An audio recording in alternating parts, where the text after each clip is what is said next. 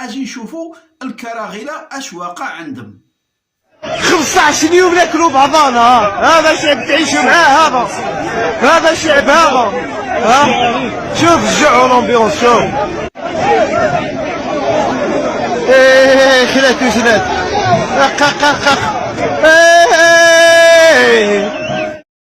السلام عليكم ورحمة الله، حياكم الله خوتي المغاربة.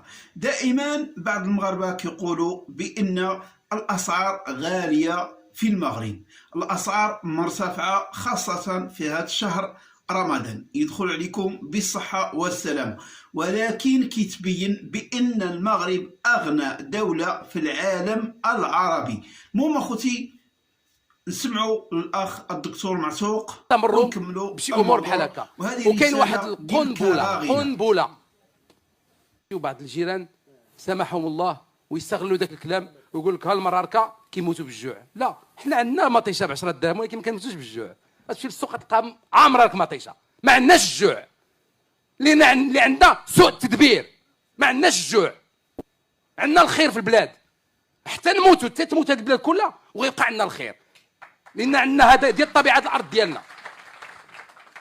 اذا من بعد التحديد الحكومي الدور الثاني هو الدور ديال المعارضه، وخص المعارضه تكون كيف قلت شرسه. المسؤولين ما كيقوموش بالواجب الوطني ديالهم، بان في المغرب عندنا سوء التدبير، وعند كراغله عندهم النصب والاحتيال على الشعب الجزائري. الدولة اللي منهوك دائما كيوصفوا المغاربة كيعانيوا من الفقر والمجاعة، وما كيقولوش بأن عندهم سوء التدبير، كيقولوا بأن الشعب المغربي كيعاني من الجوع والفقر. احنا عندنا غلاء الأسعار، وأغنى شعب مغربي في العالم مهما طلعت الأسعار كيتقدى.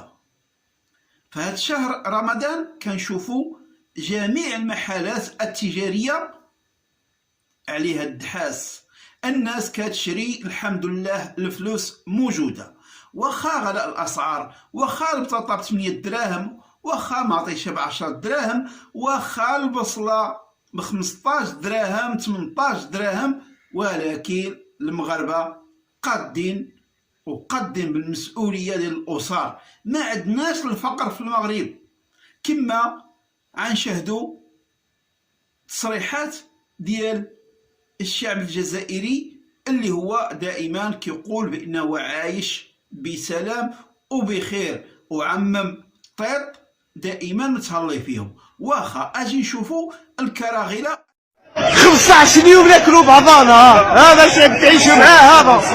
هذا الشعب شوف الجوع والامبيونس. شوف خلات وجنات.